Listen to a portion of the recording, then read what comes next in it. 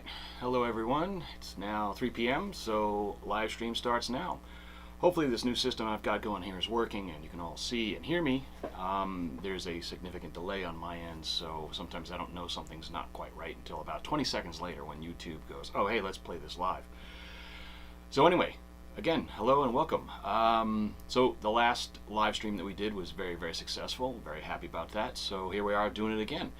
A little later than we had planned, but things have been so busy that just got pushed back a bit. So the next live stream will hopefully be again in about 90 days or so, unless there's demand for another one, in which we will go ahead and do it again sooner. So anyway, again, just wanted to say thanks to everybody. We have over 1,000 TikTok followers now, which is really kind of exciting for us, so we're pretty psyched about that. And what else? We're going to talk about some new releases and stuff that we've put out recently, like the Reno Aces F4U, the Lucky Gallon.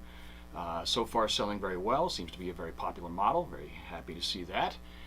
And hopefully if you've got one, you're enjoying it, and if you've got a friend that's got one, ask him to let you fly it, because once you fly it, you'll probably enjoy it a lot. It's a really great plane, flies very, very well, and we're happy to bring it to you.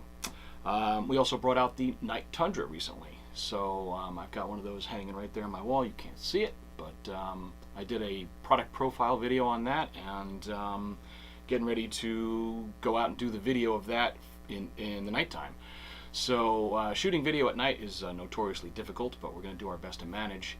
And with that, I'm also going to be doing a Mod Tech Monday video with the Swiss Cub Night Tundra, which is on the other side of my office here.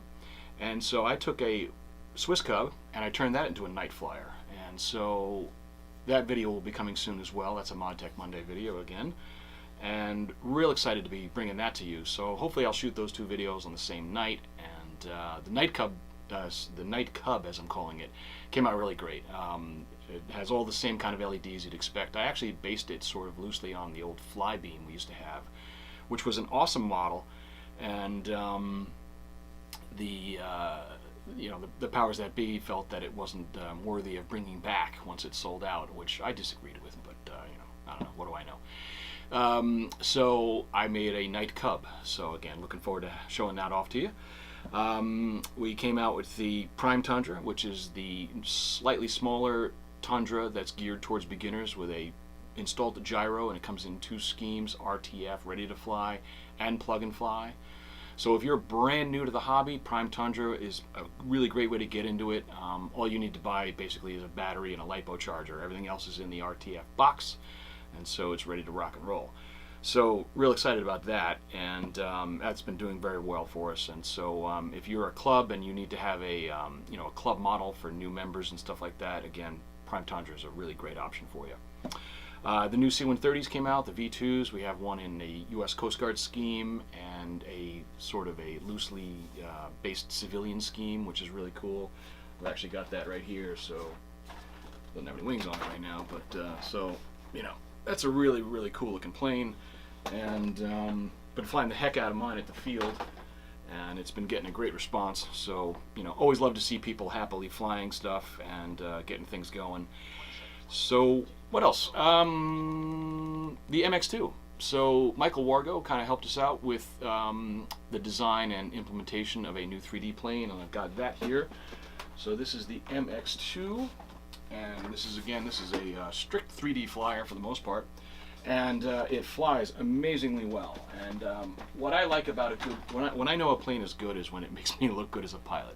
I'm a decent pilot, but some planes will make you look good just because they're so well designed, they fly so well. The MX2 is one of those planes, especially for 3D. I am by no means an expert 3D pilot, but I really enjoy doing it, and I'm trying to get better. I'm trying to learn, and one of these days I'll get down to Florida and I'll meet up with Michael Wargo and pick his brain and have him show me some tricks. But the MX2, great plane. And then last on the big news options of new stuff was the Turnigi series, the Turnigi Power engines. So these are gas engines, and Stuart's got a really great video on our site, so you can go to the YouTube channel where you're watching this now and check out the Turnigi Power engines video that Stuart did. He shows starting it right up with just one flick, and feedback we're getting on these engines is really outstanding. and they're at a great price, so they offer a really economical option to the more expensive engines out there. So again, we're happy to bring these kinds of products to you, and real excited about it. And we love to see your videos. So if you've got any of those models, or maybe the TP engines, do a video, please. Put it up and share it with us so we can see it. We just love to see our stuff out there and see people enjoying it. We also have a new line of the Skate ESCs. So these are designed for electric longboards. My colleague James and I did a video on an electric longboard running on, I think at the time it was 6S. He has apparently now gotten that crazy thing up to 12S. So I encouraged him to wear a helmet and you know, be very careful with how he rides it, because he's notoriously a risk taker. So be careful out there, James. But so yeah, we have a whole new line of ESCs for longboards, and specifically designed for that application. So another great option there. And going back a little further, we have the Excalibur V2, which came out recently. This is a warm lighter, as they call it. It's a glider, powered glider. It's fast, it's maneuverable, a lot of fun. It's great to do like nearly dead silent low passes, and then just halfway through the field, full power, pull it straight up, go vertical, go ballistic, as they say in Top Gun. Totally incorrect term, but anyway. Just a lot of fun, and so we're happy to bring that back to you in a new and improved form. And so for you glider pilots out there, that's a real good one. So what else has been going on? We've done a bunch of Mod Tech Monday videos, and all kinds of stuff. So that brings me to the next thing. The last live stream we did, someone had suggested an RC FPV submarine. And so my buddy Mark and I are working on it. Great idea, and definitely inspired us to get to work on it. So I've been working on stuff. Right now I've got this motor mount that I 3D printed thanks to a file I found on Thingiverse. The motor shaft, luckily, is the exact same shaft size as the toy that came with it. Hopefully you've seen part 1 of the Mod Tech Monday RC submarine video. It's up here again on YouTube. So the cat's out of the bag on that one. That's not a new thing. So people know about that, well, so there we go. Snow River Park was hoping to see Stuart today. Not this guy. Well, sorry. It's this guy all day. Stuart is on another continent. I'm here in the States, and this is my thing. I will be definitely planning on doing a video with Stuart sometime in the near future, so we're going to coordinate that, so you will get to see him. But sorry to disappoint you that it's just me today. Life stinks, right? What else we got going on here? Tom Hunt. Hey Rob, just got back from flying. Oh, very nice. Navy painted golden nugget. Very cool. For those of you that don't know who Tom Hunt is a Grumman airplane engineer, worked at Grumman for many, many years, so he's had his hands in all kinds of really, really cool stuff. He's a brilliant guy, and he's helped design planes with us. So many planes out there have Tom Hunt's signature on them. Certainly the Durafly and Avios Warbirds do. The BF-109, which is a brilliant plane. Avios Spitfire, another brilliant plane. Tom's had his hands on those, and just takes whatever we do and makes it better. So good to see you, Tom. Jackson RC Aviation, hey guys. John VHRC, hello. Let us reflect on the imminent demise of the Volantex glider. Well, hopefully it does not meet its demise. Yeah, okay. All right, so what else? So we talked about the submarine, and so for those of you that may not have seen the video part 1, this is part of it.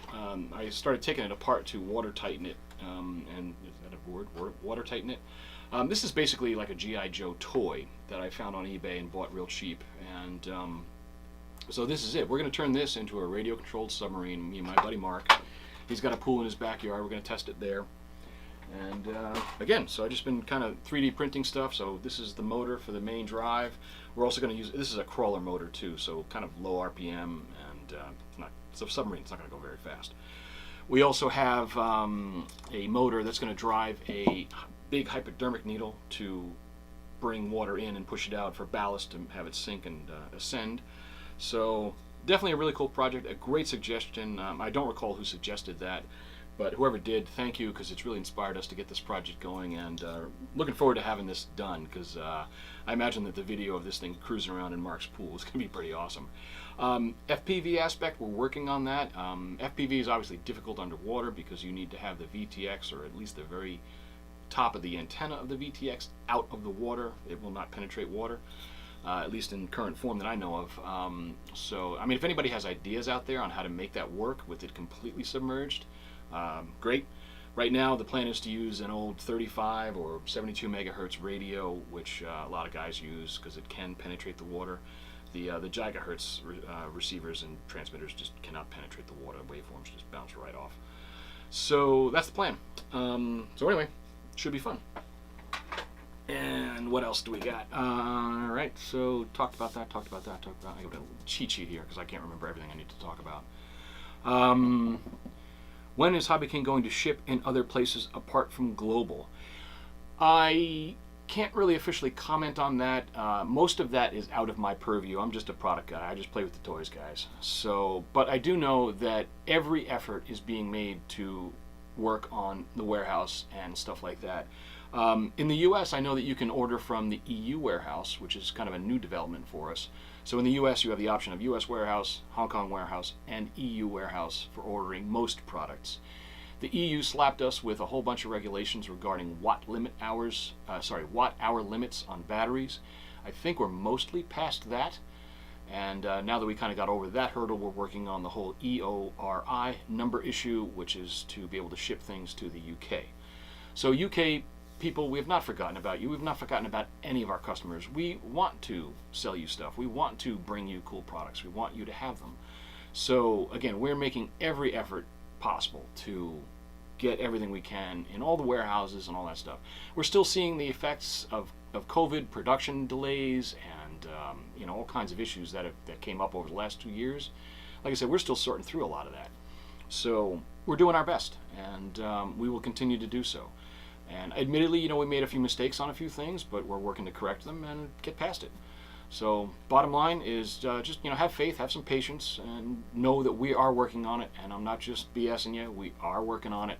Just a lot of things to get through, and you know, governments work at a bureaucracy rate which is glacial. So, you know, if you have to deal with the government in any way, shape, or form, it's very, very difficult and time-consuming. So we're doing our best. That's that. The ASW-28 is an awesome glider. Yeah, it is. That whole series of the Volantex Phoenix Ranger, they're all really great planes. We very much enjoy flying them and selling them, and they're awesome. So, Oregon's warehouse is awesome, one of the best. Absolutely. Staff out there is amazing. I went out there a year ago in May, so yeah, literally a year ago, and just to kind of help them out with a few things and get some stuff sorted. And they're an amazing group of people. They get stuff out quickly. They're very passionate about what they do, and you know, that's one thing that HobbyKing is kind of known for. We may not be perfect, but we are passionate about RC. So even the folks in the warehouse, you know, most of them don't even fly, don't even do cars or boats or anything. They're not really RC people, but they're passionate about providing the best service that they can. So yeah, they're amazing. I mean, I've ordered from them on a Tuesday, and I get the thing Thursday, and I'm on the other coast. You know, Oregon's over there, I'm in New York. So, you know, 2,500, 2,600 miles away, and I get it in 2-3 days. Not possible for everything. Certainly, the bigger stuff usually takes longer. But yeah, U.S. warehouse is awesome, and it goes for all of our warehouses. You know, they're all passionate about what they do, and they all do their best to get stuff out to you as quickly as possible. So. You're welcome, Mark. Says thank you for answering. I'd buy more if you could bring back free shipping to Canada. We're working on that. We actually just lowered the threshold for free shipping, I believe, in the United States warehouse. Again, this is not my purview. I'm not privy to a lot of that stuff, but you can always contact customer support and ask, you know, what the stipulations for free shipping is right now. I think so we lowered the limitation on that, so I think it's only 150, might even be just 100. To get free shipping qualified. Canada, you know, the restrictions come from your government. It's not us, and it's the shipping companies and your government. We would happily ship everything to anywhere, and so we don't always have the luxury of being able to go, well, here, somebody bought something, and here, take it. You know, it just doesn't work that way. And sadly, you know, we wish it did because we'd have more control over things. But you know, customs departments and again, government bureaucracy stands in the way of that a lot of times. So we do our best to, you know, we always do our best to negotiate the best rates for everybody. But we are at the mercy of the shipping companies. If they say it's $50 to ship something, we can't do much to change that until you get to a certain tier when you're shipping so much product and so much volume that you get like a bulk discount. And we have that, but you know, for some folks they just don't think it's quite enough. But so again, we're doing our best to always negotiate better rates. You know, so there's that. How long will the Durafly BF109 be around? I hope a long time. As of now, I don't see any indication that it's going to be discontinued, and it's a popular and good selling model, so we tend to keep those around. I personally have been bugging Tom Hunt and Stuart for an Avios BF109. Like, hey guys, it's a great plane, everyone likes it, it's really great, you know, lots of great videos are out there, people flying it. What's next? A bigger one. An Avios BF109 in 1450 wingspan scale, proper scale, in my opinion would be amazing. Maybe we do an F or a G model, which has the in my opinion, the sleeker front end with the bigger spinner and all that stuff. There was another manufacturer that had a very well-known BF109 in about that size, and it's a great plane. Not quite to scale, so there were some things with that, and so if Tom Hunt were to get behind that, a larger BF109 would be an amazing thing we'd all be very happy to see. So hint hint, Tom Hunt, if you're still watching. Phil Cochran, thanks for answering. Planes are good, price is fair. New shipping fees and government duties. Yeah, like I said, that stuff's out of our hands. We only have so much we can do about that. You know, we do our best. The guys in the U.S. warehouse have been working really hard. They communicate directly with FedEx and UPS and USPS. We're getting the people in the EU to do the same. Hong Kong, same thing. So, you know, but again, it's us against them, and they are more powerful than we are. So just know, again, we are always doing our best to bring you the most options, the most economical choices, and blah, blah, blah, all that kind of stuff. So, but, you know, thanks for your comments. I really appreciate hearing what you guys are thinking, and keep them coming, keep them coming. That's what this whole thing is here for. How long does it take for planes to be off the new list and qualify for the 25% off sales? I honestly don't know. I would say, I think it's usually about a month. Don't hold me to that. Don't quote me on that. But I think 30 days, give or take. So there you go. So Snow River Park. Am I winning you over now? You know, not just this guy.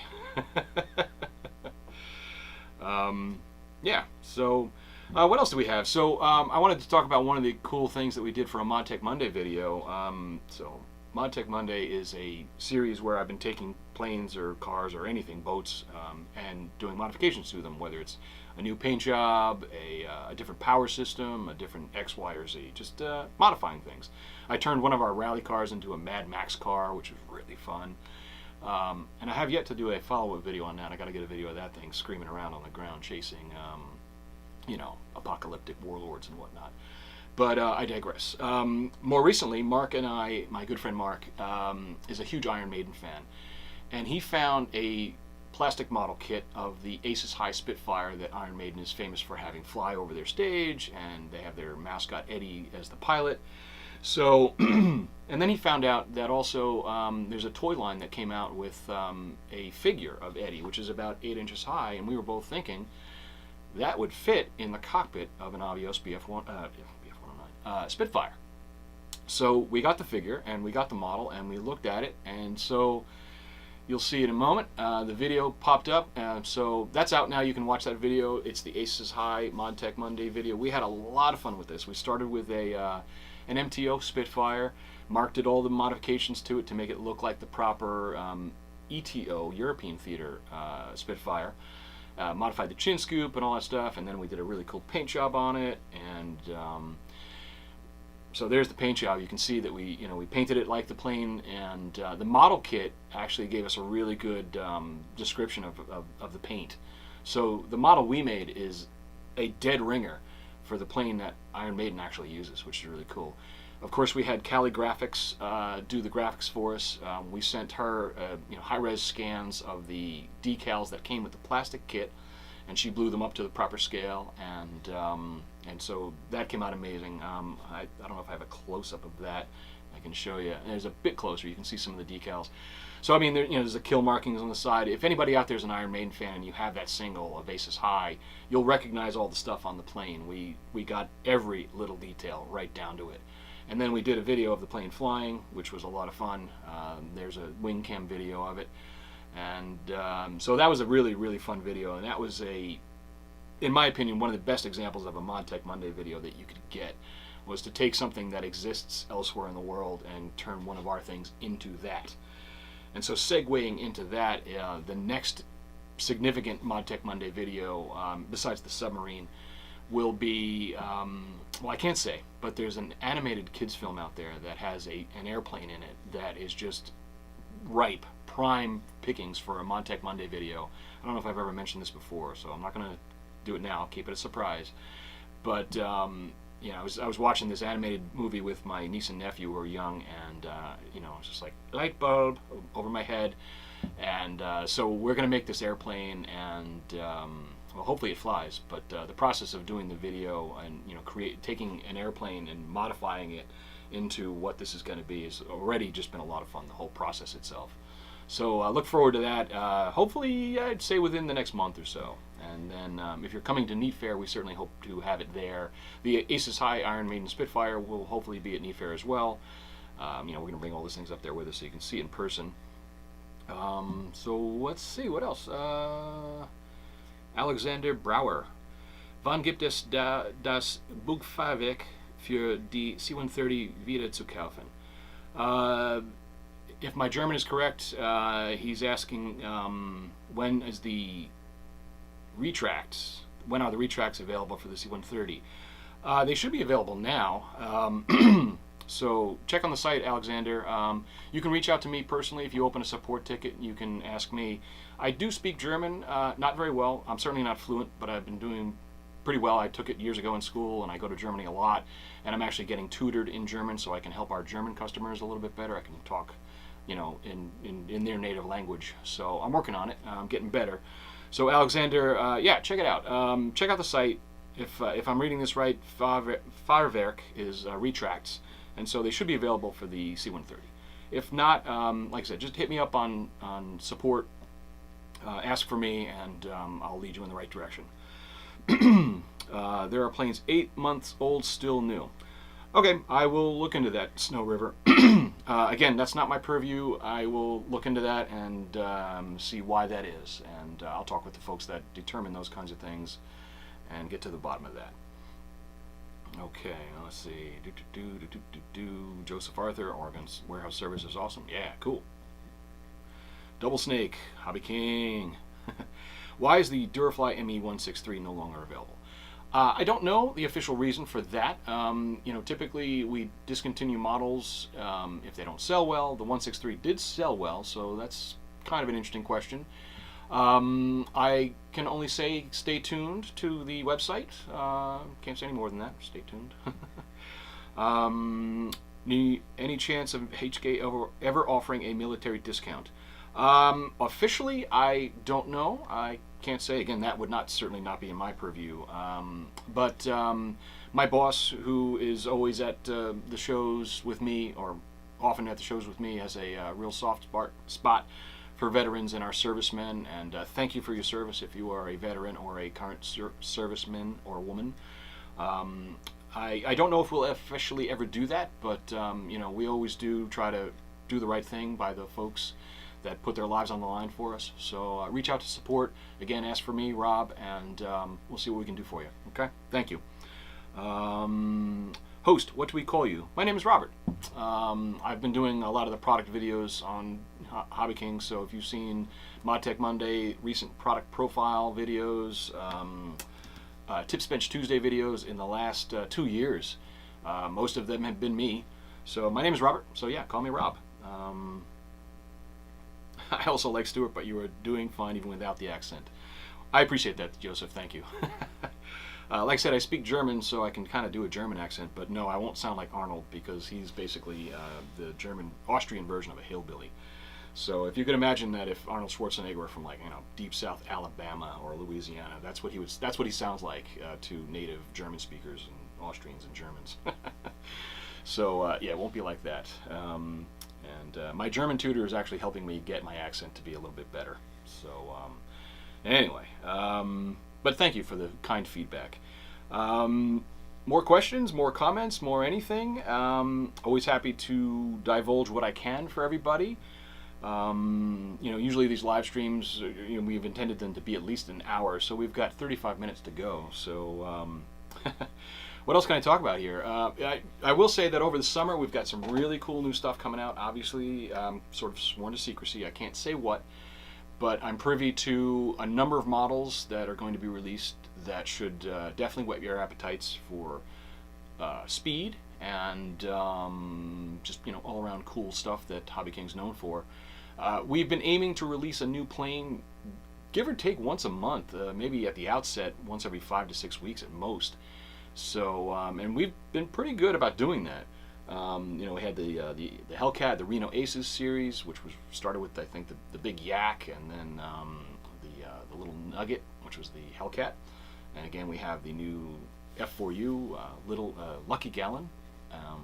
So we've got planes out there, we've got stuff coming. There's always stuff in development, and over the course of the rest of this year and on in infinity, we will always be releasing new planes. Just can't say what right now. Alexander, okay, you don't speak any English. No. Es tut mir leid, mein Deutsch ist nicht so gut. Aber ich kann ein bisschen Deutsch sprechen, so du kannst ein Übersetzprogramm benutzen. DeepL ist ein gutes Übersetzer. So Alexander, go to deepl.com und es kann übersetzt für dich. Okay? Hopefully I said that all that correctly. Let's see, what else? I wanted to talk about these little planes here. I recently come across these little guys. This is another plane in the Volantex series of airplanes, which is, again, the Ranger and Phoenix gliders. They've got big gliders, and then they've got these little guys. And I've got a few of them up there. Can you see those? Yes. So I've got the T-28, I've got the F-22, I believe it is, and the Corsair.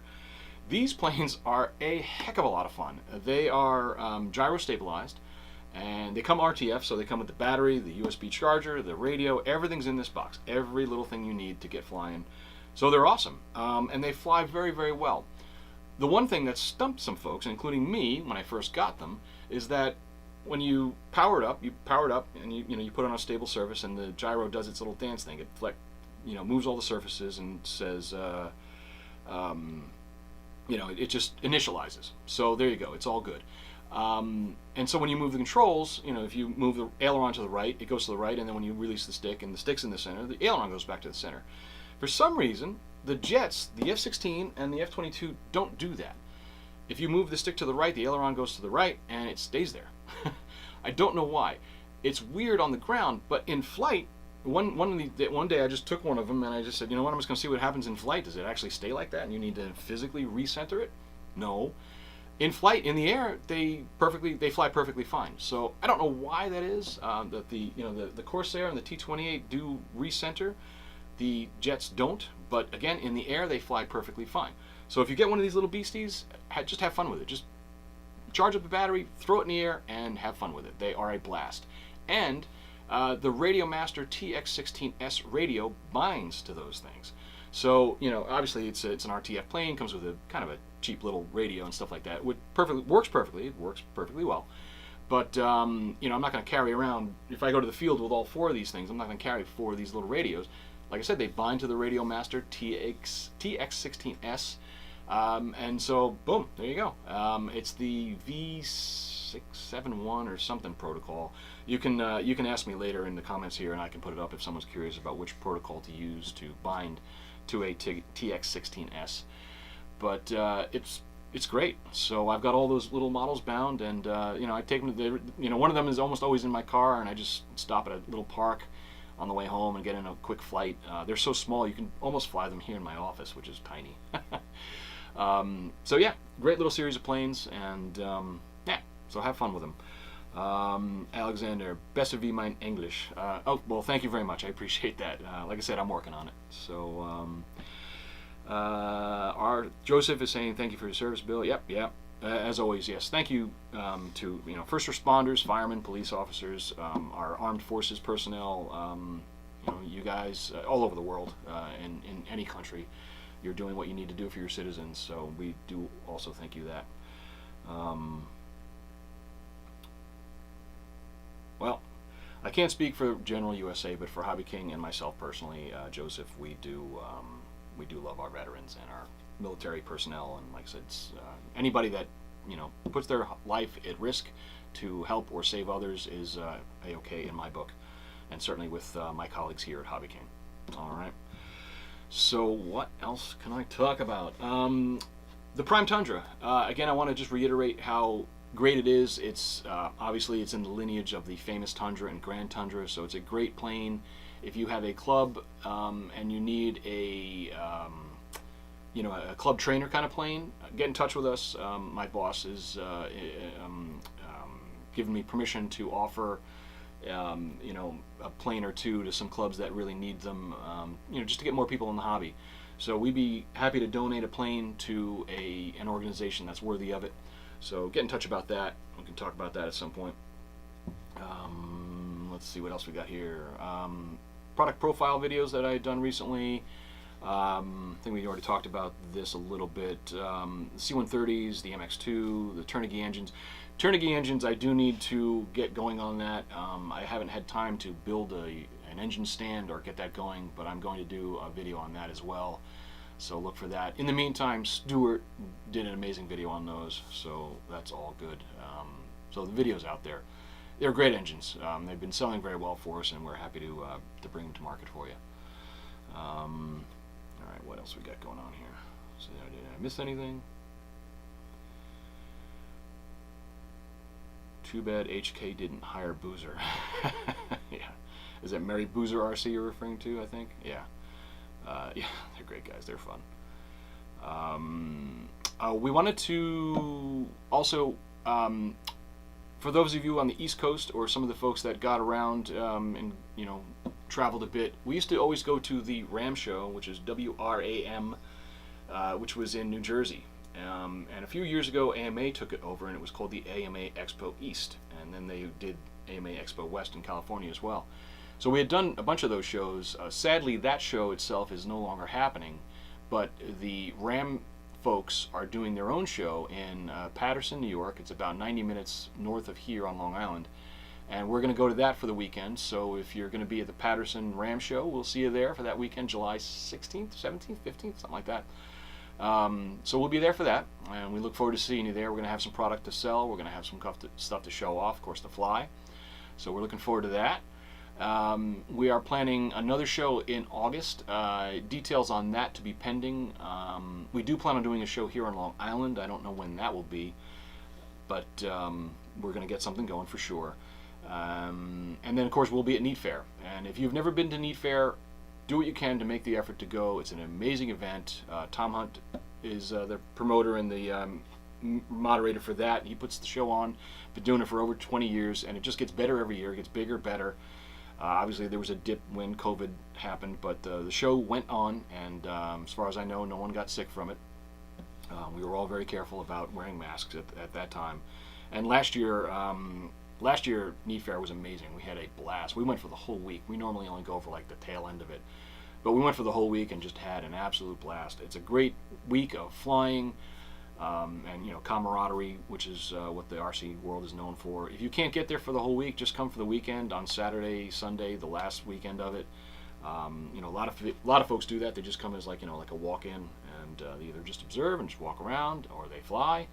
But no matter what, it's a great event, and so we will be there, and we're really looking forward to it. And hopefully we'll bring some surprises and some new stuff with us. Again, the Aces High BF1.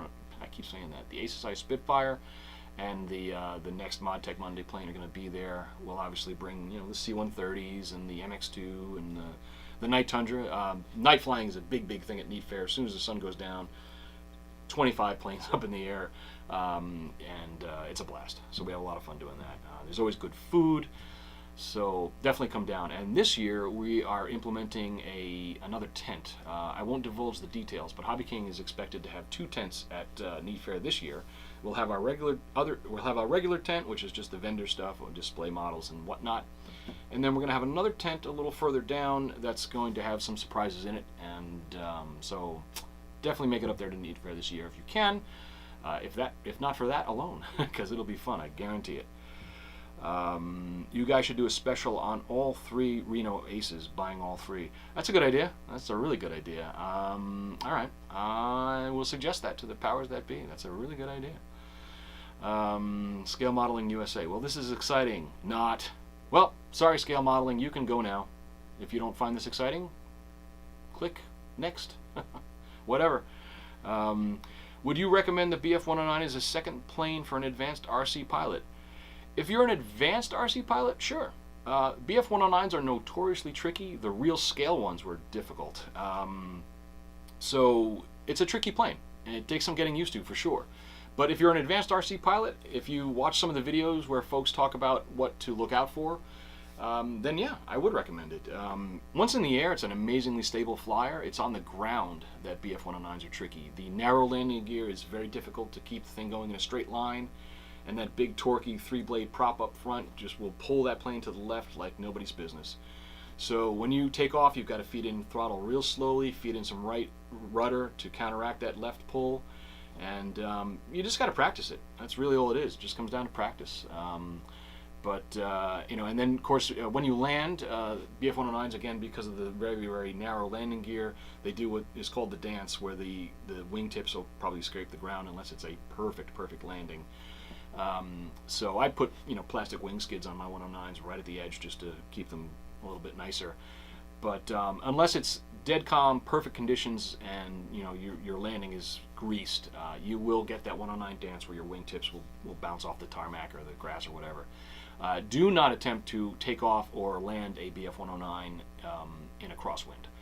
Even, you know, 5, 7, 8 miles an hour, a few knots, you don't want to do it. They just have such a tendency to do that wing rock that it's just, you know, it's almost impossible. So no crosswind, sure, no problem. Take off slowly, get that right rudder going, practice that, and you'll have it in no time. And once in the air, like I said, the BF-109s track like they're on rails and blast. A lot of fun to fly. We actually intended to get a 109 up in the air against the Aces High Spitfire, but we didn't have time, and we didn't have another person to fly it when we were doing the video, which is Mark and I. So I was filming, he was flying. So no BF-109 to shoot down or get shot up from. So, yeah. So if you're an advanced pilot, yes, BF-109 is fine. As far as warbirds go, if you're looking to get into warbirds, and maybe you're a pretty advanced RC pilot but haven't really gotten into faster low wing aircraft, the Trojan is probably the next best bet. We have a Trojan, we have one in the naval scheme, and that is a really good stepping stone into warbirds in general. They're very stable aircraft. They have nice wide landing gear, so they don't do that dance, and they're not that unstable like a 109 is. The next best thing is like a P-47. Again, real nice wide landing gear on a 47, and very stable flyer. And it's a tail dragger, so it's a little bit easier to take planes like that off. The T-28s have a tricycle landing gear. They have a nose gear in front, which presents its own challenges. But again, for an advanced pilot, it probably shouldn't be a problem for you. So I would say more so than the BF-109, the T-28 Trojan is the way to go. But it's up to you. Howdy peoples from Gooniac33. Hello. Rob, on HK YouTube, the occasional how-to are very useful. If you began selling OpenTX, EdgeTX hardware, a line of tutorials would be great from HobbyKing. Okay. One of the reasons I haven't done that is because there are a million other ones that are probably better than I could do it. I do, appreciate that folks like my videos, but there's Oscar Liang, I think I'm saying that right, and Painless 360. are video series that are very, very in-depth, very, very good. That's where I go to learn stuff. When I have an OpenTX or an EdgeTX radio and I have a question on it, that's where I go. Oscar Liang or Painless 360. Great guys. We've coordinated with them over the years. They've helped us out with some things. And again, in my opinion, I think that they will probably already have a better video than I could do. But I'm happy to do a video on OpenTX or EdgeTX. I've got radios with both firmwares. My Tyrannus X9D Plus Special Edition, which is my go-to radio, has the latest version of OpenTX on it. And then I have a TX16S, I don't have it here, with EdgeTX on it. EdgeTX is very cool. The biggest thing about that is that it enabled the touchscreen on the TX16S radio, and I love it. So it's very, very useful. We have a big surprise coming to Neat Fair this year. It's not airplane related, but it's Neat Fair related. And this is going to be a huge, huge, huge big hit. I can't wait to bring this to you. My friend Mark and I have been coordinating on this. It's going to be a big surprise. It's going to be a lot of fun. It's going to wow everybody. It's going to just, it's going to bring the house down, I think. And we're using the TX16S on that because we need 16 channels. And so we're using two X8R receivers linked together, or bound together in the radio for a full 16-channel system. And so far the radio's performed flawlessly. And so real excited to do that. And actually having the touchscreen helped with the programming of that. With so many channels, 16 channels going on, the touchscreen really helped make things go quicker as opposed to doing things on the radio itself. And for those that tell me that yes, I can connect it to a computer and do all the programming in a computer, which is also very, very quick and efficient, we just didn't have the time or the means to do that at the moment when we started getting into this project. So we were doing everything on the radio itself, but the touchscreen helps. So, but Joseph, happy to do it. So if you need something in particular, hit me up here and I'll do it for sure. HK Moonbeam flies great if you fly it clean, no landing gear on drop tanks. I agree. Yeah, I've got one right here. This one has landing gear on it, but I have another one that I fly without the landing gear. And I generally prefer rolling on ground takeoffs and landings. I'm not a big fan of belly landers, but I'm slowly warming up to them a little bit with many of our offerings lately have been belly landers. And people love them. People have been telling us, we've been getting great feedback on mainly the price point. Landing gear, whether retractable or fixed, adds an expense. And so if you have a plane that just doesn't need it and you leave it off, you can pass that savings on to you, our customer. So, the new F4U is a really great belly lander. It's got reinforced wings on the gull wing portion, which is going to hit the ground first. So, it's a really great thing. But the Moonbeam and all the planes in that series, the Tempest, the Hurricane, there's one more, I think. Tempest, Hurricane, Moonbeam. I'm forgetting one, I'm sure. But all those planes really fly well. They have the gyro pre-installed. And they fly great, a lot of fun. Smaller models, so you can fly them in smaller spaces, kind of thing you can fly easily within a baseball diamond. And most folks in the United States live pretty close to a baseball diamond, so even if you don't have an official AMA field with a runway and all that stuff, you can still take one of these little guys down to the park and fly them. Same thing with those little Volantex guys I spoke about earlier.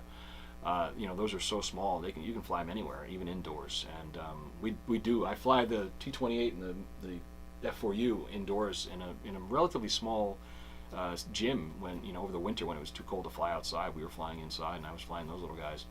They're awesome. They're great.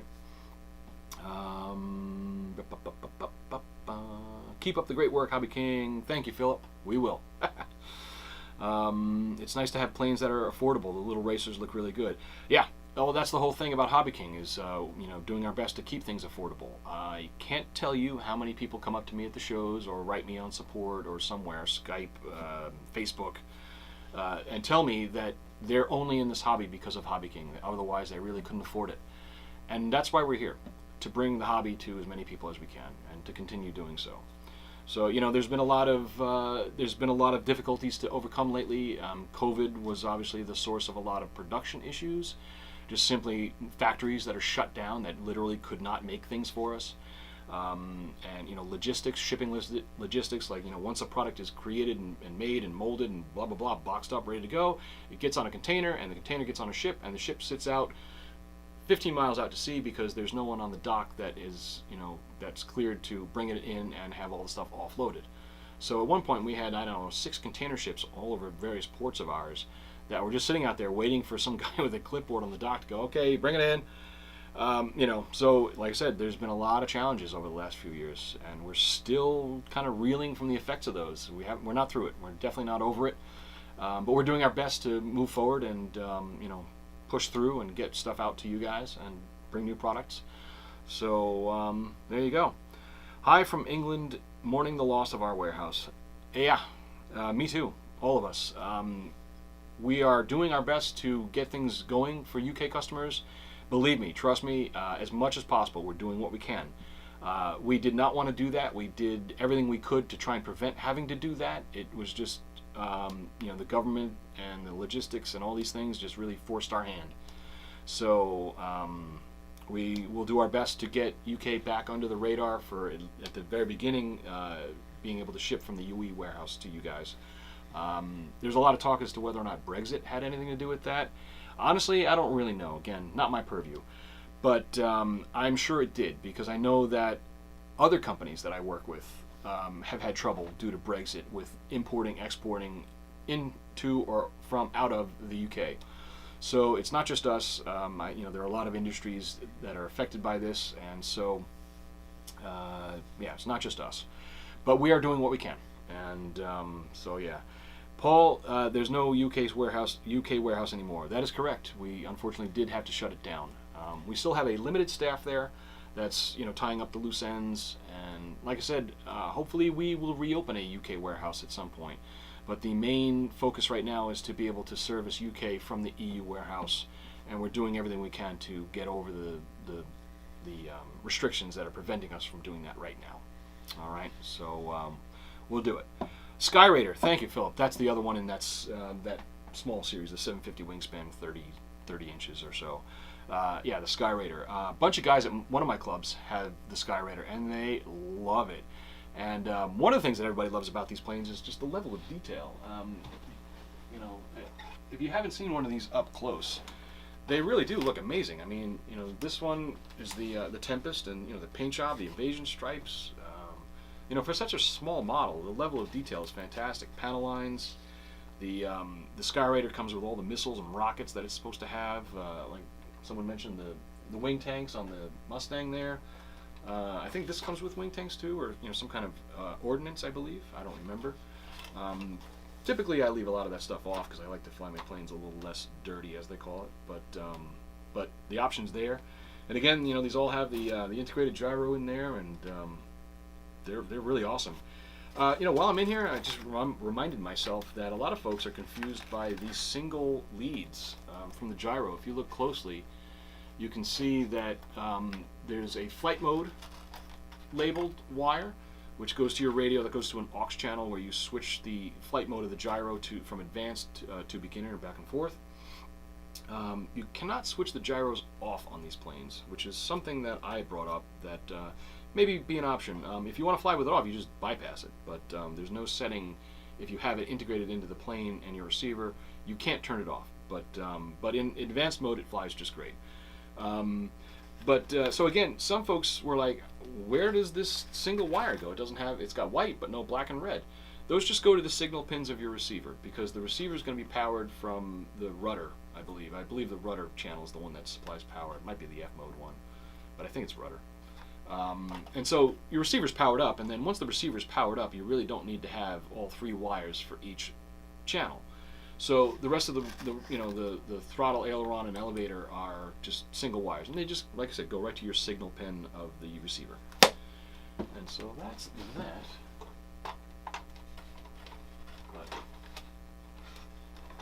So yeah, that whole series of airplane is great, and a lot of fun to fly, and very stable in the air. The gyro works very, very well. So that enables you to fly in conditions that are maybe a little too windy for for certain planes in certain conditions. So yeah, there you go. What else? So let's see. The Hawker is always on sale too. Yep, check the bargain bin. Yeah, we always have sales at HobbyKing. Right now we've got a big Memorial Day sale going on. We're always trying to do the right thing by our customers and give you some sales, give you some incentive to buy more toys. So yeah. Look at the freighters stacked up at Shanghai port. Getting back to the whole logistics issue of container ships out to sea. They're just sitting there waiting for their stuff to get offloaded.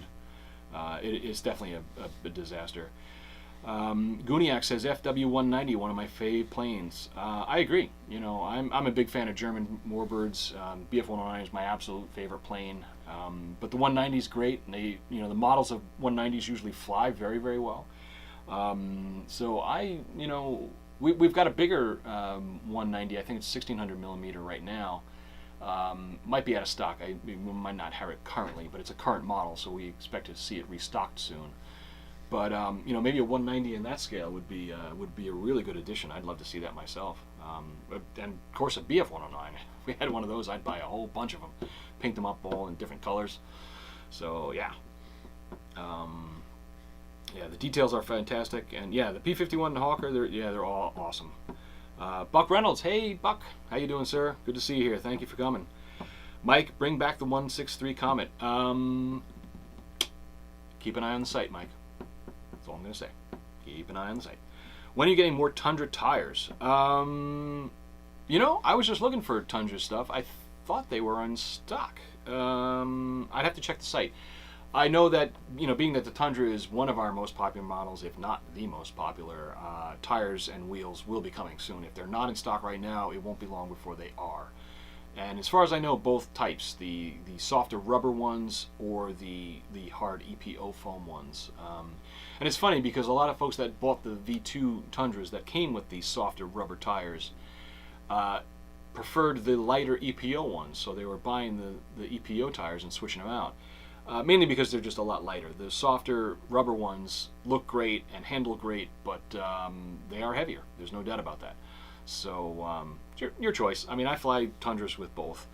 And by the way, the green Tundra, the standard regular green Tundra, has always had and always will have, as far as I know, the EPO tires. A lot of folks bought it, and because it's considered a V2 Tundra, and it is, they thought that it was going to come with the rubber tires, and the green one does not.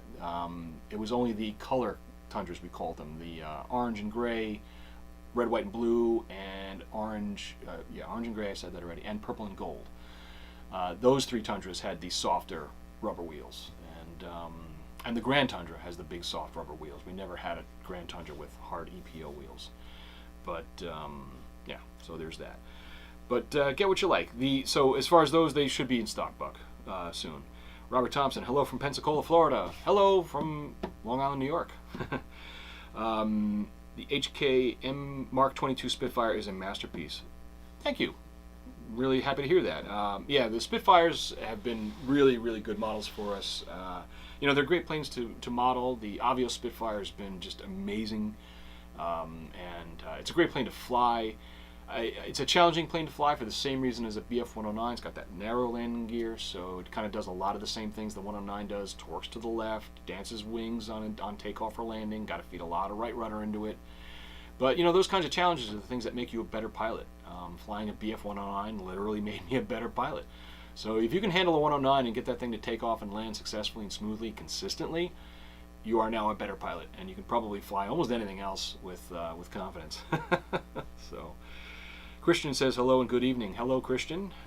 Thanks for joining us here. I would like to see the Fun Fighters back in store.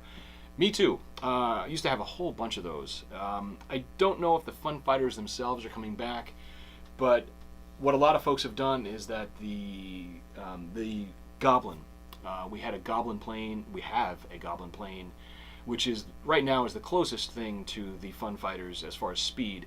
These little guys are slightly larger, so they don't really quite fit that category, but those and the Goblin are the closest things we have to Fun Fighters at the moment. I can put that down. I'll write that down on my list of things to present to the product team and development team and say, hey, look, Fun Fighters, what's the deal? I still see a lot of them when we do the mass warbird launches at up at Neat Fair, or just flying around. We see a lot of those little Fun Fighters still in the air. A lot of them have a ton of epoxy and glue of all kinds and repainted and whatnot. They've been bashed and crashed a million times, but they're still out there. So that proves that they're a viable model that you could probably sell new ones of. So I will pass that along. I will definitely get that going. Gooniac says, yeah, 163 and Fun Fighters. The Goblin was nowhere near as good. Okay, fair enough. We welcome all opinions. I personally love my Goblins. They are a blast to fly. We always have a fun group of guys that like to fly them. Just kind of like not really pylon racing, but sort of. We just going around in a circle and see who can do the tightest turns and all that stuff. But it's all good.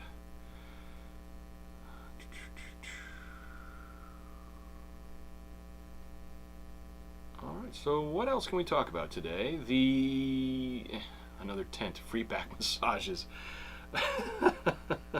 I don't think it's that. Well, I know that for my part, no, it's not free back massages.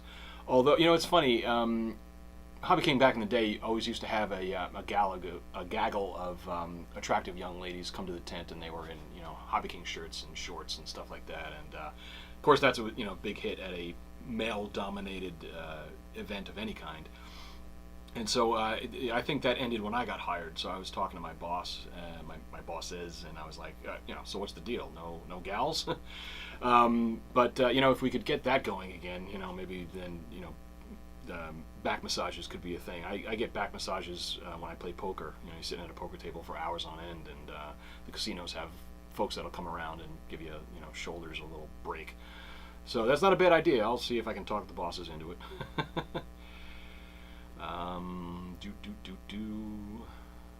So, all right, we're almost about an hour. Unless folks have questions, comments, or things we need to talk about, we'll get pretty close to wrapping this one up for today. Anything else on your mind out there, folks? Tell me, because I'm ready to get going here. And actually, I charged up some batteries, so on the way out of here, I'm going to hit the local park and get some flights in with the T-28 and the F-22 up there. Those are ready to go. Yeah, so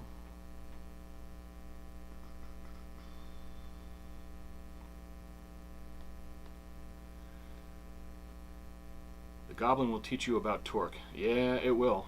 Yes, it definitely will. Yeah. One thing about that, and planes in general, I often see a lot of people when they hand launch planes, they go to full throttle, and then they toss it, whether underhand or overhand, whatever. And generally speaking, you don't need to, and you shouldn't go to full throttle. Certainly not with a Goblin.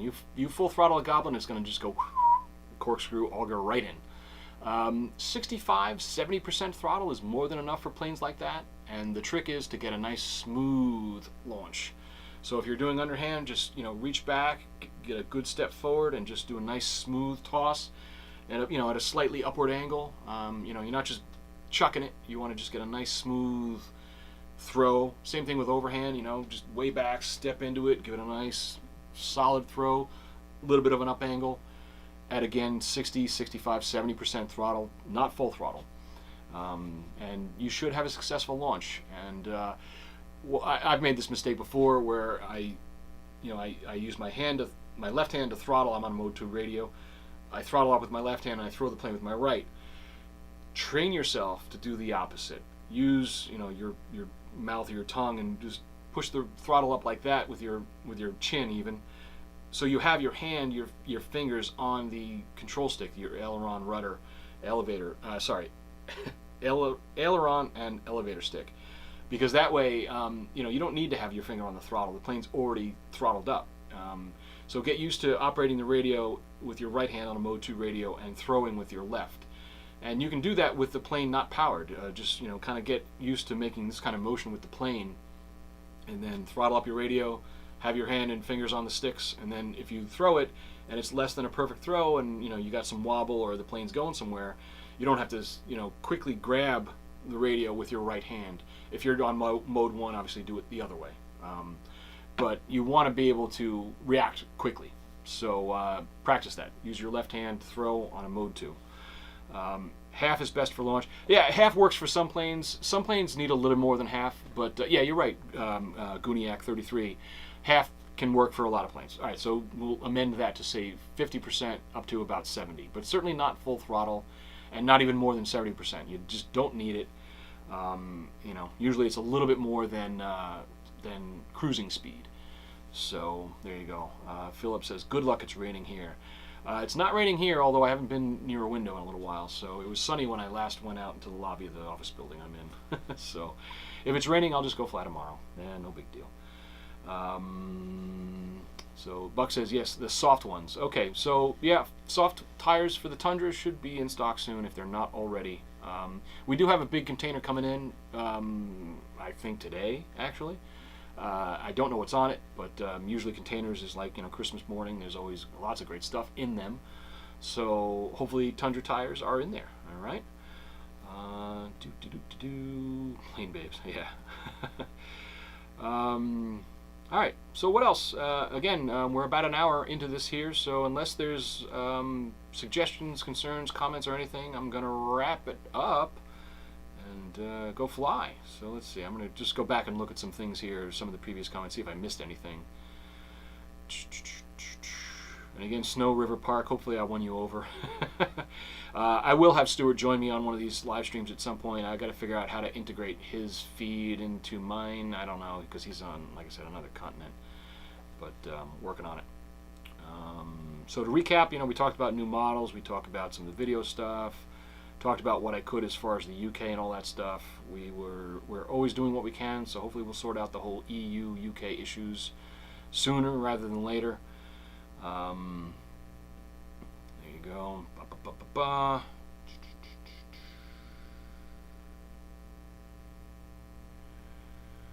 right. Looks like not much else coming in, and I said what I had to say. So there you go. Phil, thanks for the stream. Well, thank you. Thank you to everyone out there for joining us. It looked like we topped out at about 40-something people watching, streaming with me today, so I really appreciate you joining me.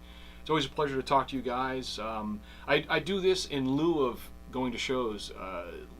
In previous months, we went to the Toledo show, the big one in Toledo, which used to be called the Weak Signals Toledo Expo, and now some other guys took it over and did a great job. So we were very, very happy to be there and be able to talk to people. 2 weeks before that, we had done the Philadelphia show, the Lebanon, sorry, not Philadelphia, Pennsylvania, the Lebanon Swap Shop. So we went there and we swapped out some of our stuff, and so you know, these live streams are basically in lieu of being able to be in contact with people directly. So we'll be at the shows, like I said, in July. We're going to the Ram show in Paterson, New York. If you can get to that one, we'll be there. Love to see you. August, we don't have anything planned yet, but we will find a show to go to in August. We're planning on doing one a month. We will do something in June, and I think that's going to be a local show. If you're on Long Island and you're watching this, Tom Hunt, you can spread the word around to your club. June 12th is a little get-together from my club, which is called Suffolk Aero Modelers, and we fly out of Heckscher Park here on Long Island, and we're doing a little barbecue, and I'd suggested that we invite other club members and people to come and check it out. So yeah, there you go. But for that, you need a permit. So if you want to do that, get in touch with me, and I can arrange getting you a permit. It's $40. I can't do anything about that because it's a state park. But you could certainly come down and we'll give you a hot dog or a burger, something like that. You could certainly come down to the field and meet all of us and say hello, and we're going to do a little swap shop, so we'll have stuff to sell, buy, whatever.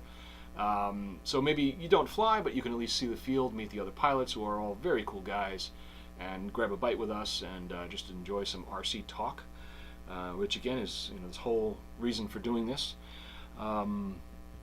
I got a whole list of planes I want in the next code word sale, so hopefully they'll qualify. Sure. I certainly hope so too. And if you have any questions or problems or comments about that Snow River Park, just hit support up and ask for me, and I'll respond directly. When will the F-14 Tomcat be back? Alexander, ich weiß nicht. Yeah, F-14 Tomcat. I don't know when that's coming back. Hopefully sooner than later. It's been a long time since we've had one, so I can't say. I can tell you that as far as I know, an F-14 is not in development right now, but I would love to see one. With the Top Gun movie coming out I would say that painting it up like the Top Gun, the original Top Gun F-14 would be cool. So that's a Montech Monday video right there. Yeah, I'd love to see HK release an F-14 the week before HH does. Yeah, me too. That would be cool. That would be great. Like I said, I don't know about an F-14, but they don't tell me everything. I'm privy to most stuff that's going on, but every once in a while the product team surprises even me with something that I didn't know about, and I get giddy like a little school girl or a kid on Christmas morning. So I would say just keep an eye on the site. The new stuff is always on the site. Keep an eye on our social media, Facebook, here on YouTube. So yeah, but an F-14 would be awesome. Like I said, I will say that keep your eye on the site in general, because we're releasing new planes at least every 5 to 6 weeks, if not even more, every 4 weeks, every month. We've got a new plane coming in, and we've got a series of planes coming that's going to be, I think, is going to be really, really popular. Really cool stuff. They look great, fly great, and that's all I can say. I've already said too much. So, ever thought about a Vulcan bomber? This kind of Vulcan or different kind of Vulcan? I don't know. Yeah. Yes, it's been thought of. It's been discussed. I don't know where that is in terms of development. It might be kind of on a back burner for right now. That would be very cool. There are a lot of really cool planes out right now. It's a great time to be a modeler, a model aviator. Obviously, our C-130s have been, really amazing. The Albatross has been a really great plane for us. We've got the Coast Guard V2 scheme on that, as well as the Coast Guard scheme on the C-130. So, a lot of really cool planes out there. Our competitors are coming out with some cool planes, and in reference to our competitors, there's room enough in this hobby for all of us. There's room for that company, this company, and our company. We all bring something special to the table. They've got their thing, we've got our thing. So I don't buy into the whole rivalry of, this company sucks and you guys are great, or you guys suck and those guys are great. We all have our ups, our downs. We all have, no one's perfect. No company's perfect. We do our best to do what, to bring you affordable RC models of all kinds. And so there's that. I buy models from other manufacturers. There's just too much cool stuff out there. And HobbyKing can't bring them all to market. It's just impossible. No one company can bring every cool thing to bear. So as much as we'd love to, it's just, it's not feasible. So there you go. But yeah, a Vulcan would be a cool idea. Lancaster is another plane always on sale in the bargain bin, a steel at $149. Yeah. And the Lancasters fly really, really, really well. They're a lot of fun. It's a 4-motor bomber that you can just hand toss and belly land, and it's awesome. Looks great in the air, flies well. I've got one that I wouldn't really have said previously that I'm a big fan of Lancaster bombers, the Thumper. But when I got my hands on one, and I did a video for installing the retracts and setting up the differential thrust. And I did the video, and I was like, all right, well, let's see how this thing flies. And I remember flying one of the older, V1 or V2 Lancasters, and it flew great. It was like, okay, cool. So this one is now, it's been lightened to make it even more flexible in terms of its flight envelope. The thing flies so slowly that you can walk alongside next to it. So really, really slow flybys and landing approaches are really a lot of fun in the Lancaster. So yeah, for $149. You can't beat it. It's a great plane, and you can get retracts for it. And like I said, I did a video on installing those. Really, really simple. So that was cool. Caroline Tyler RC came by. Yeah, if you're just joining us now, Caroline, the delivery costs to the UK are astronomical. Our hands are mostly tied in that respect, but we are doing our best to get over that and bring back affordable, economical shipping to our UK customers. Hopefully down the road there will be a UK warehouse reopened, but for now the hurdle is to just get past the restrictions that we're facing with shipping from the EU to the UK. And hopefully that's resolved very, very soon, and we can get back to shipping groovy stuff to the UK for you. Yeah. Your next comment is exactly the same thing. I mean, no one is immune to what's going on. in logistics and production and shipping and this, that, and the other thing.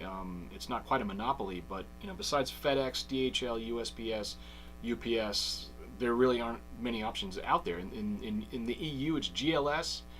GLS is sometimes less than ideal as a shipping partner. So we're doing what we can to make that better.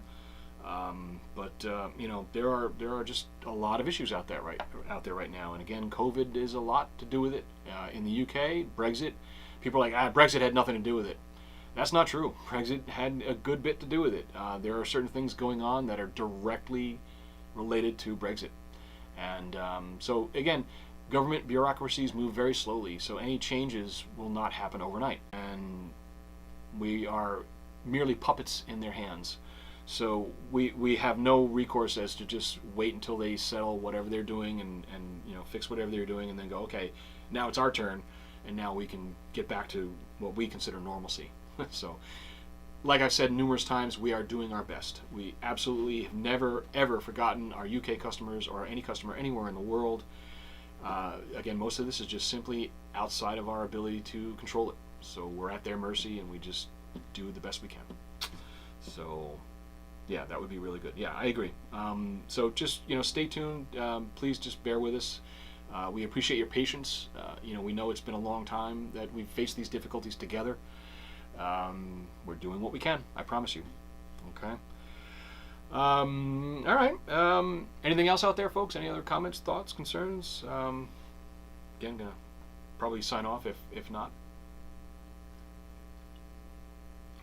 I really should have coffee because I don't really drink soda much, but I think that's about it, folks. So again, thank you out there for joining me today. Really appreciate it. And I hope to see you at some shows. Stay in touch with us on our social media and to see where we're going. Ram Show in July.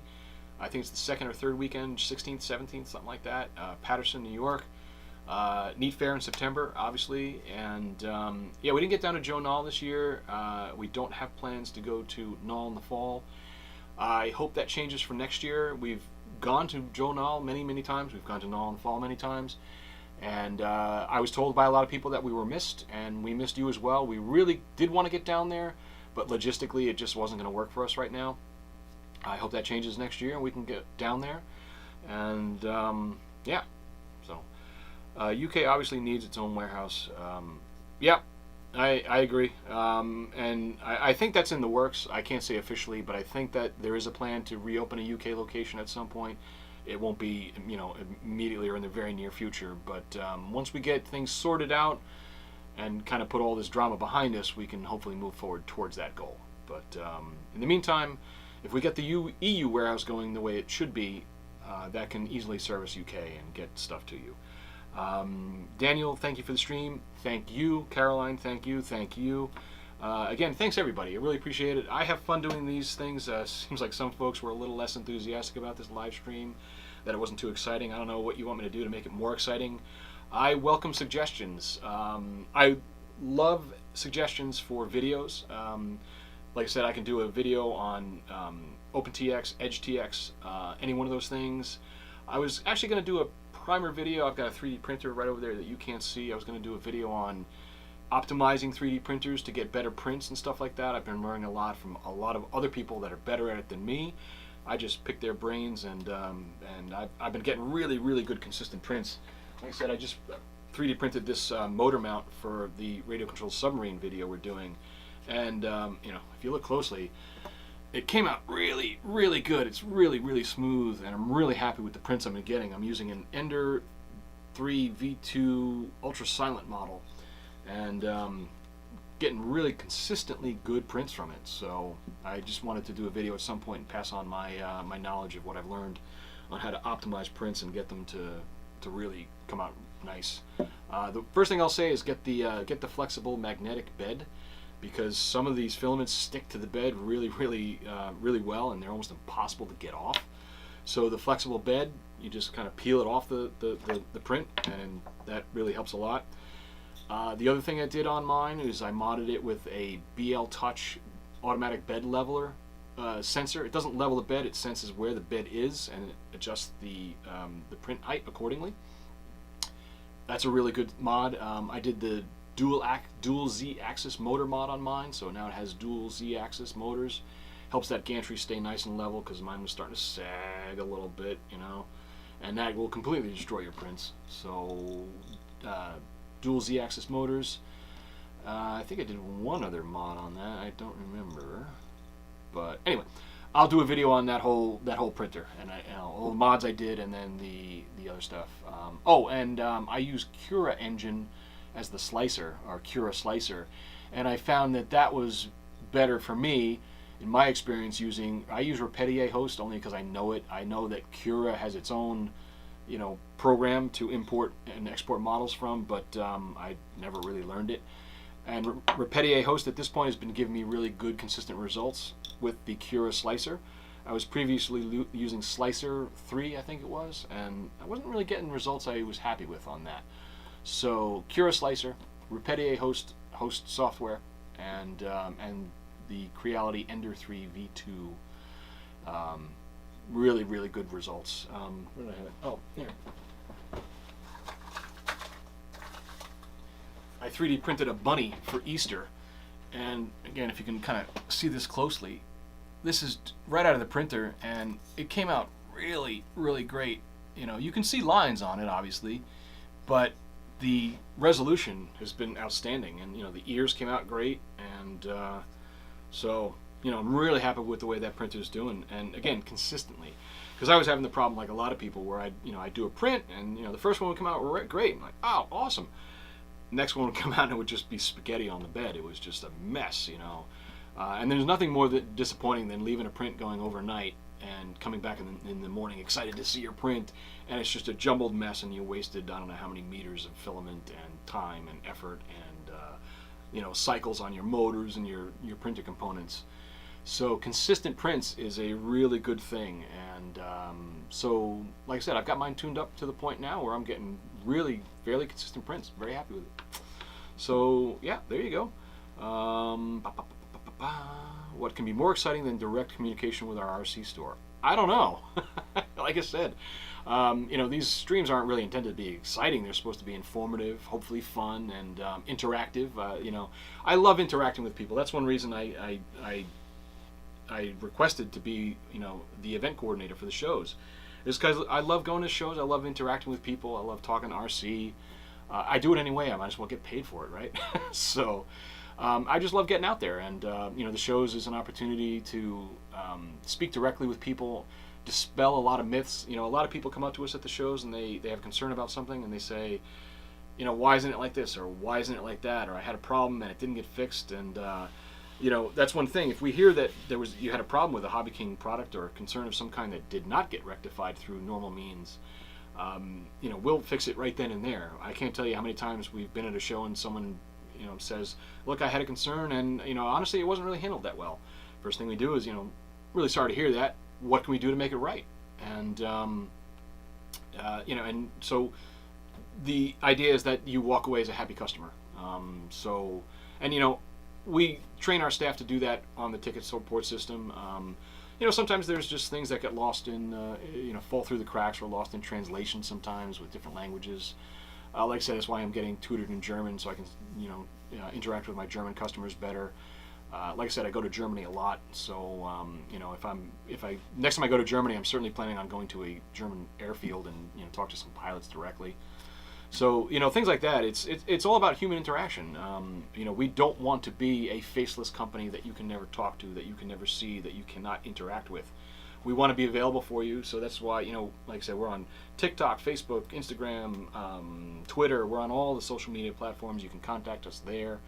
We have live chat, which is, unfortunately, live chat is no longer 24/7. We just didn't have the means to staff that. Hopefully that changes and we get back so we can, you know, service everybody, and no matter what time zone you're in, or, you know, when you get off work or whatever. But right now, live chat is staffed 16 hours a day, so hopefully that's enough to cover most of you folks out there. But in lieu of live chat, if that doesn't work for you, we have our ticket support system, and that is 24/7. And you know, I know that with other vendors that use a ticket support system, I'll put in a support ticket and it says, we'll get back to you in 3 days. I'm like, 3 days? That's ridiculous. We answer tickets within 8 hours on the outside. There is no ticket that someone opens here at HobbyKing that doesn't get addressed well within 8 hours, but certainly no more than that. So, and some folks still think that that's not quite good enough. So, you can't please everybody. But our ticket support system is outstanding. The folks that staff it, me included, and my colleagues, are all passionate about RC and doing what we can to make things right if there's a problem.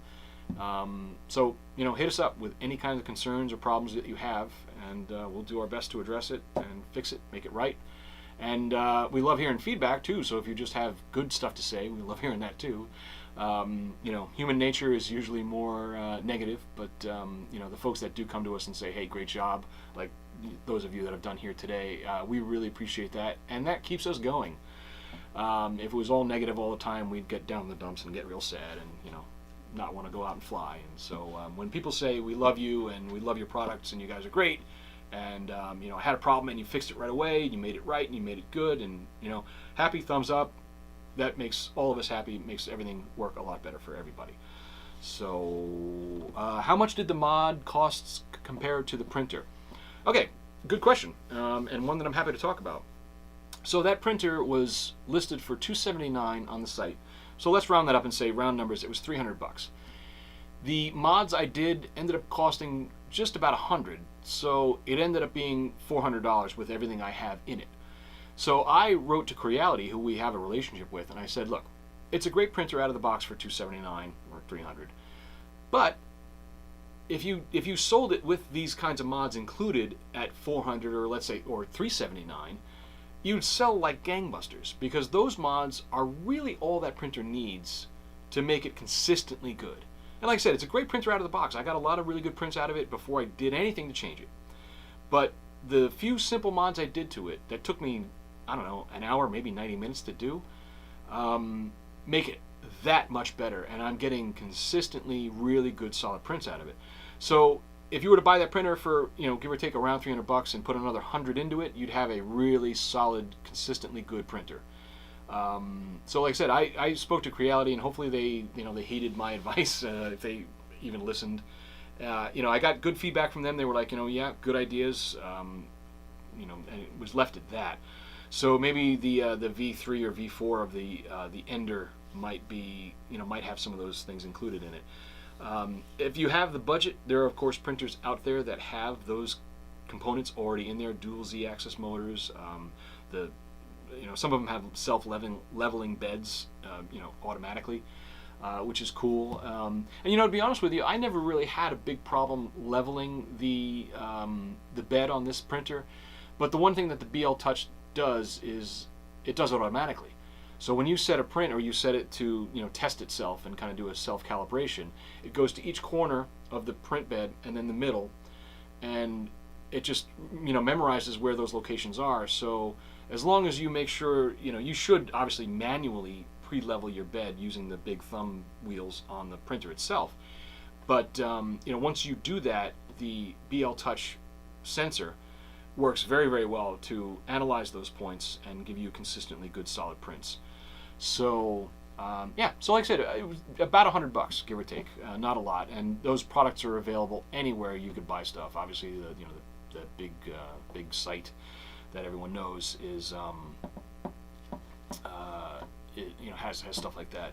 Alexander's asking, can you make a channel of German? Ja, Alexander, ich möchte ein Deutsch HobbyKing Kanal machen. So, ja, ein deutscher HobbyKing Kanal ist hoffentlich kommt weiter. So, Dutch, I don't know Dutch, are Huffines. So I don't know Dutch. I know that some words are very similar to German, but I'm not going to go learning Dutch anytime soon. I'm doing well enough with refreshing my German. But Alexander, there's been a lot of talk about doing German videos. So hoffentlich es kommt bald.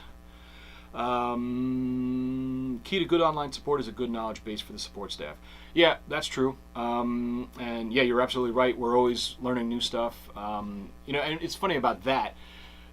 I work for HobbyKing. I get a lot of the products before they're released to market, so I can learn them and do a video on them and show you how to do things better on them. But there are a lot of really, really smart folks out there that teach me a lot every single day. So I appreciate the folks out there that are doing stuff that that make me look good. you know. So I appreciate the folks out there that are doing their own research and digging into modifications or models and stuff like that. Like I said, I learned everything I know about OpenTX and EdgeTX from Oscar and Painless 360, those guys. Great resources out there. And, with YouTube, when I was a kid learning to fly, YouTube didn't exist. Nothing like it existed. We couldn't have imagined anything like YouTube. When I was a kid, I was learning to fly at around 9 years old, give or take. And there's such a wealth of knowledge out there on almost any subject. 3D printing, obviously, you look up 3D printing on YouTube, you'll spend the rest of your life watching videos doing it. Same thing with airplanes, radios, safe LiPo charging, of course. I'll be honest with you, I resisted getting on TikTok for a long time, but we wanted to have an official HobbyKing TikTok channel, and so we did that. And I started looking at it, and you have to wade through all the crap that's on there. There's a lot of junk on TikTok, but there's a lot of great, and I mean great, content on there. So if you've been resistant like me to get into TikTok, it's not such a bad thing. If you select people that you want to follow, people that do RC or anything else you're interested in, there's a lot of great guys doing woodworking tips on there, electrical, like I said, plumbing, all kinds of great stuff. I mean, for handyman working around your house, there's a lot of awesome resources for that. So, in the RC world, it's huge. And like I said, we just surpassed over 1,000 followers for our channel on TikTok, so we're real happy about that. We're on the run to 2,000 subscribers. So join up, help us out on that. Snow River Newsport. Yeah, you're right. Help desk people can't know everything. That's true. At one point, HobbyKing had 50,000 SKUs on our site and our catalog, and can't know all of them. My specialty is planes. My colleague James, his specialty is more like the quads, multicopters, flight controllers, things like that. Obviously, he's the guy to talk to if you're building an electric longboard or maybe an e-bike. So James has his specialties. I've got mine, but certainly we cross-train and stuff like that. So either one of us can help you. My boss Tommy is awesome too. He's been pilot for many years, wealth of knowledge, great guy. So but we can't know everything. So sometimes even I get stumped. The thing is I don't stay ignorant on anything for long. If someone comes up with a question, I don't know it, I find out who does, and I learn from them, and I say, teach me how to do this, or teach me what the deal is with this component, this item, and then I get back to my customer and I say, here's what I learned, here's how to do this, that, other thing, whatever you need to do. So yeah. Exoset has been spending thousands and spending less and less money on HobbyKing. I'm sorry to hear that. I do understand. It's become very, very difficult to maintain what has been the past standards that we used to have. I'll be honest, there's a lot of factors that I can't get into here. But there are a lot of reasons, a lot of different reasons for some things not being as ideal as we want them to be. But rest assured, we are always trying to get back to that point. We're doing the best we can. So that's all I have to say about that. And stuff getting much more expensive, that's just life. We're doing our best to keep our prices as economical as we can, but our production costs have gone up, our logistics and shipping costs have gone up. For us to put something on a container, used to be, before COVID, you could fill a container for, I think, let's say round numbers, $5,000. Well, to do that now, it's $12,000 to fill a container and get it on a cargo ship. So, who pays for that? I mean, we can't absorb that much cost. So, unfortunately, we do have to pass some of those costs onto the end user, which is all of you. It's just a fact of doing business. It's a fact of life. We do as much as we can to get around it and still offer the best prices we can. And I know we're still competitive in the market, that's for sure. Again, 90% of all that is out of our control. Got nothing to do with it. Can't do anything about it, except sit there and just pay it. If they say, look, it costs $12,000 to fill this container with your foam airplane models, We either pay the $12,000 and do it, or we don't, and you don't get the plane. Simple as that. It stinks. It's much less than ideal, but again, there's only so much we can do about it, and we're trying. We'll continue to try. That's all I can offer you is that we are always doing our best, and we'll continue to do so. All right, what else? Alexander, cool. Super freu mich. Gut. Danke. I learned everything I know in RC from Brian Phillips videos. Brian Phillips. Is that someone that was on here earlier? I think so. I don't know. Oh, maybe not. Oh, Philip Cochran was somebody else. Yeah, like I said, there's a wealth of information out there, and no one can know anything, so you just go out there and find the people that know more than you do and learn from them and progress as people, evolve. So, all right, we're at 90 minutes now. I gotta get going. So, again, thank you for joining me here today. I really appreciate it. I love the interaction. Keep putting comments on this, even though even though this will end this live stream, the comments will still stay live, and you can certainly watch this again later on if you wanted to. So hit me up in the comments with more things you'd like to see in the next live stream video, and in future models, suggestions for ideas for videos, anything on your mind. Put it in the comments, and I will take them to heed, and the next one will be awesome. All right, so again, thank you very much. See you next time.